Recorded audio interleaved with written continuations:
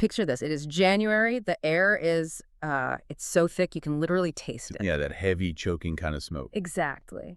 And falling ash is just drifting down from the sky, covering the streets like this twisted kind of snow. Wow. A Pacific Palisades home, a sanctuary filled with memories and vintage cars and family heirlooms. It is being completely reduced to rubble in the California wildfires. Just a total devastating loss. Right. But then, abruptly, the scene shifts. The smoke clears, and suddenly you are blinded by the popping of flashbulbs. Oh, wow. You hear the clinking of glasses, laughter, handshakes. That $325 million deal was, the ultimate Hollywood plot twist. It really was. He lost his home and then secured a windfall that changed the trajectory of his entire life. Welcome to Starscope Report. Join Jordan and Jamie as they uncover Hollywood drama, music industry shakeups, and viral influencer scandals. From red carpet surprises to social media controversies, we dive deep into the stories behind the fame. And for this deep dive, we are unpacking what really has to be the wildest, most contradictory year of actor Miles Teller's life. Oh, absolutely. Our mission today is to look at his devastating personal losses, his massive business windfall, and, well, try to understand how the modern celebrity economy actually functions beneath the surface. Because it's not what people think it is. Exactly. Behind the fame and the headlines, there is this complex financial and psychological mechanism at play that dictates who survives in this industry and who, gets chewed up. It is just a staggering timeline to look at. We are talking about a guy who survived a near-fatal crash, made just $8,000 for an Oscar-winning masterpiece, watched his home literally burn to the ground, and then completely flipped the script on the entire studio system. Right. And to understand the magnitude of that $325 million deal later in his life, we really have to establish the sheer adversity he started with. For sure. Teller has this incredibly tragic, almost fatalistic background. Let's rewind to 2007. He is 20 years old, riding in a car with a friend. The friend loses control of the vehicle, jumps 3 lanes of traffic, and the car flips 8 consecutive times. 8 times? That is insane. Yeah, and Teller was actually ejected through a window before the car even started its roll. Wait, ejected through the window. The medical reality of that is terrifying. According to the reports we've seen, he was given a 0.1% chance of survival. Just a fraction of a percent. Just let that sink in for a moment. Yeah. Imagine you are 20, your whole life ahead of you, and suddenly you are covered in blood on the side of a highway while paramedics are screaming, "Where's Miles?" It's horrifying. And the emotional toll compounded immediately, too. He lost 2 of his best friends in separate car accidents within 5 weeks of each other, right around that exact same time. That's just unimaginable grief. He was literally carrying his buddy's casket at 21 years old. That kind of trauma, it permanently rewires a person's perspective on risk and stability. And physically, the accident left him with severe facial scars. Now, consider the mechanics of the Hollywood casting system. Yeah. It is an industry built almost entirely on vanity and like a blank canvas aesthetic. Totally. They weren't perfection. Exactly. Casting directors were flat out rejecting him. They would tell his agent that he had immense talent, but they refused to cast him because they didn't want to spend screen time explaining away the scars for the characters he was reading for. They just didn't want to deal with it. Right. The system didn't know what to do with physical imperfection. Which makes his breakthrough so fascinating. It wasn't some major studio executive who took a chance on him. It was director John Cameron Mitchell, with the direct backing of Nicole Kidman, who cast him in the 2010 indie film Rabbit Hole. Nicole Kidman was a huge champion for her. Yeah. And the reason she championed him is incredible. She loved that he was so raw and unpolished that he visibly blushed during the audition. Wow. She saw the vulnerability that the scars represented rather than seeing them as a liability. And that vulnerability eventually leads him to Whiplash, a massive critical phenomenon, nominated for Best Picture, universally praised. Oh, everybody was talking about that movie. Everyone. And from the outside, the public assumes that starring in a movie of that caliber means, well, you are instantly wealthy. You have arrived. Right, you're set for life. But the underlying economics for prestige Hollywood tell a very different story. This is the part that completely shatters the illusion of fame for me.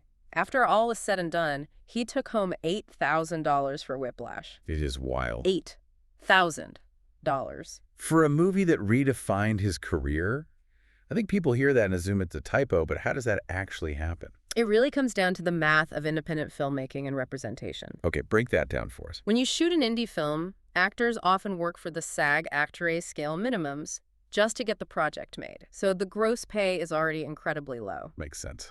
Then, the Hollywood tax begins. You immediately surrender 10% to your agent. Another 10% goes to your manager. Perhaps 5% to a lawyer.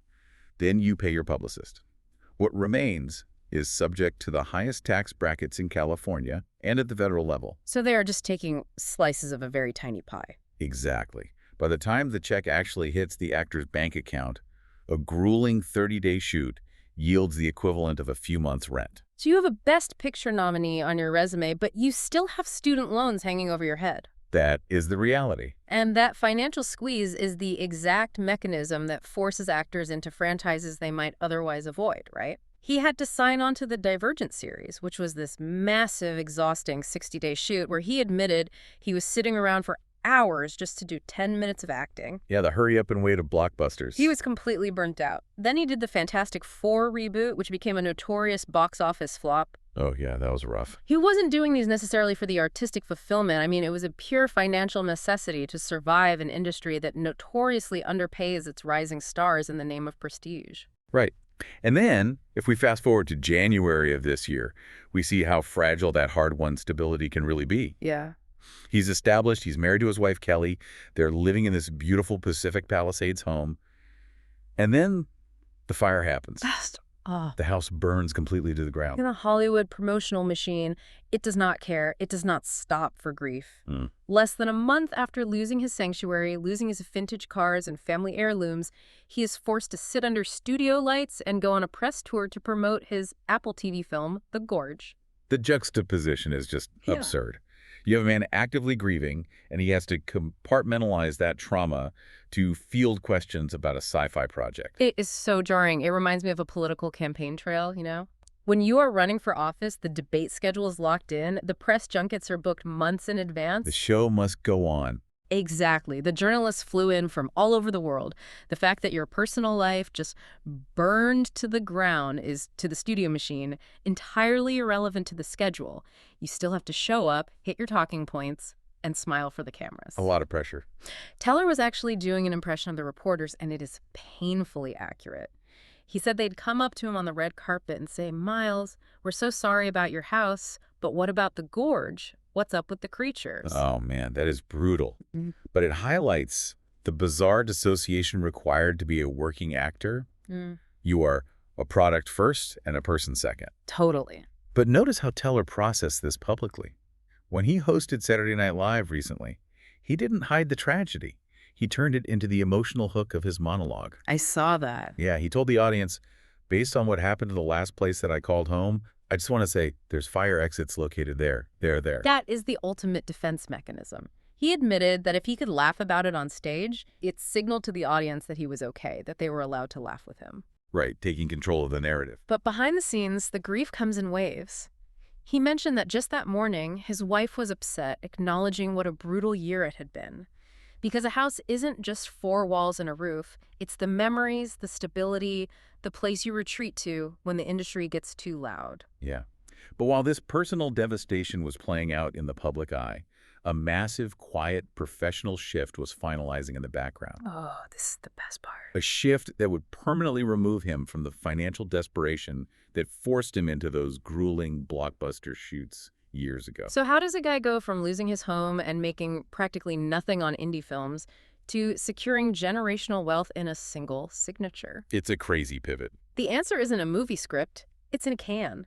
And that's not even the wildest part. If you're loving these Hollywood twists, make sure you're subscribed, because we've got even crazier stories ahead in this deep dive. Let's examine the $325 million payday that fundamentally altered his career and made fans genuinely think he was quitting Hollywood for good. Let's get into it. Back in 2019, Teller was looking for a way to multiply his wealth outside of the studio system.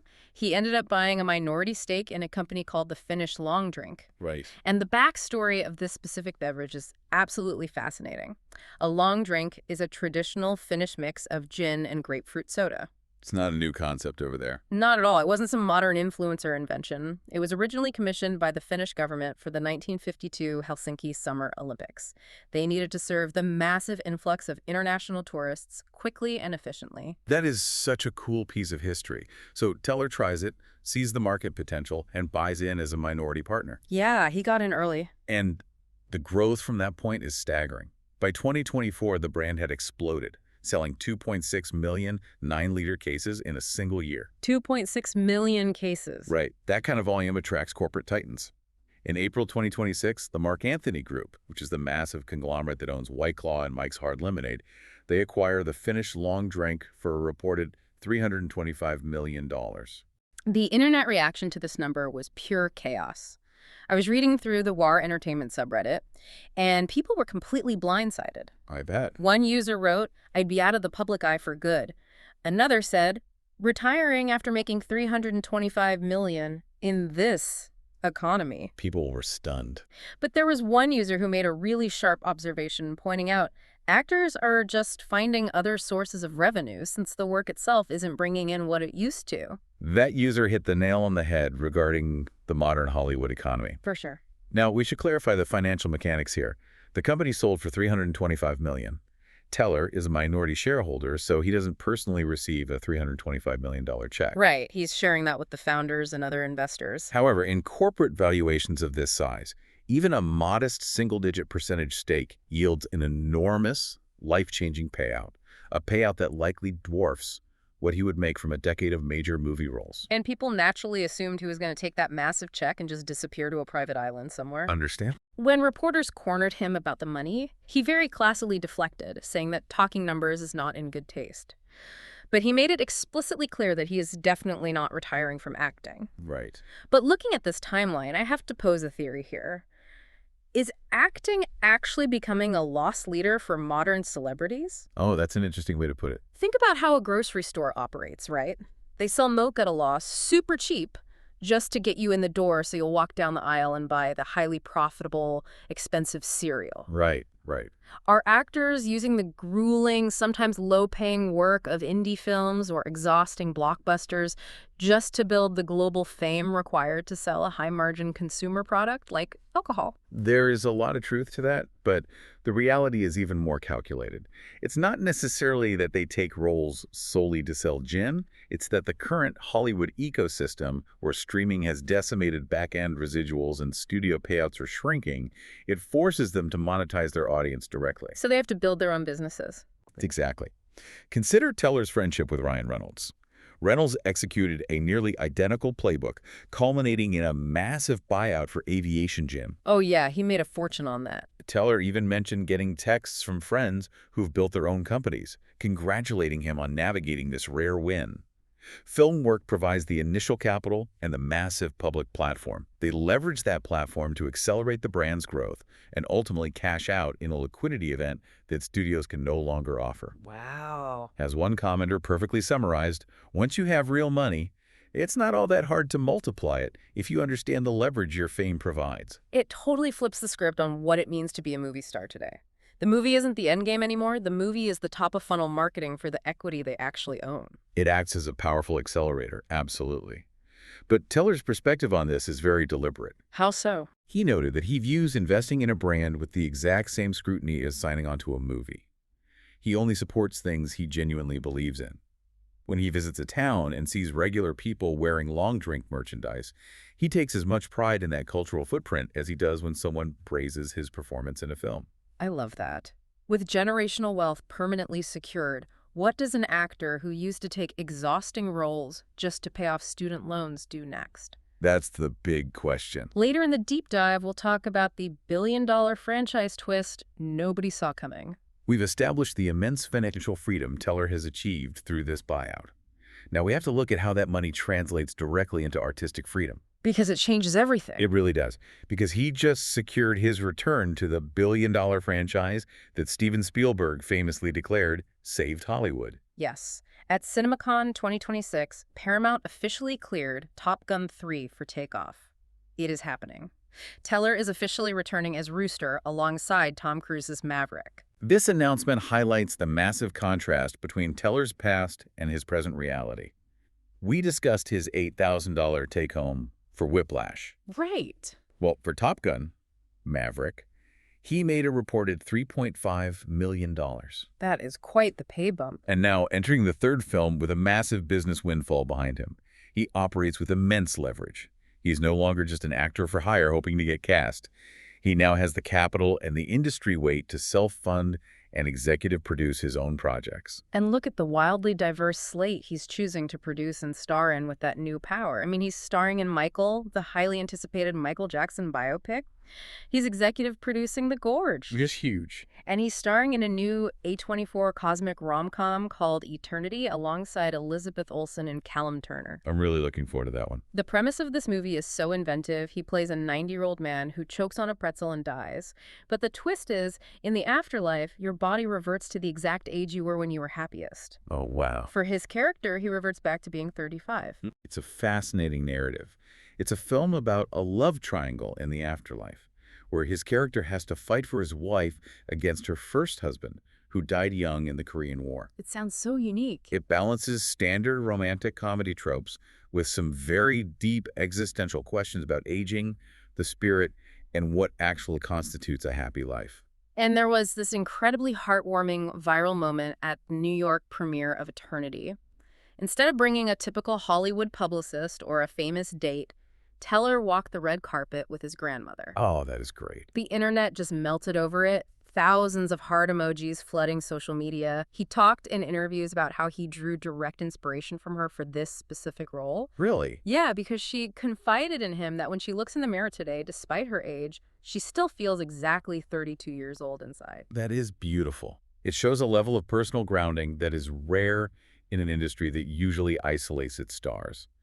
But observing this trajectory raises a very important psychological question about his career moving forward. That is exactly what I keep getting hung up on when reviewing all these sources. Teller has repeatedly mentioned that he's always gravitated toward underdog stories and chip-on-the-shoulder characters who have the odds completely stacked against them. Right. But if you are worth tens of millions of dollars, if you're producing your own A24 movies and your liquor company just sold to a massive conglomerate for $325 million, how on earth do you maintain that chip on your shoulder? It's tough. Does that artistic hunger, that desperation that made him great in Whiplash, does it just disappear? It's a completely valid concern. Comfort is often the enemy of great art. But Teller addresses this paradox using his own logic. What does he say? He argues that the financial security doesn't erase his drive. Rather, it gives him the confidence to trust his instincts. Oh. The desperation is gone, yes. He no longer has to take jobs just to keep the lights on. Right. He never again has to endure a 60-day blockbuster shoot where he's bored out of his mind just to pay off debt. Or force his body into unnatural shapes just to fit a studio mold. He talked about how when he was coming up in the industry, all the leading men were just incredibly ripped, and he felt this immense pressure to compete with that superhero physique just to get cast. That's a very real pressure in Hollywood. Now he's just focusing on the truth of the scene.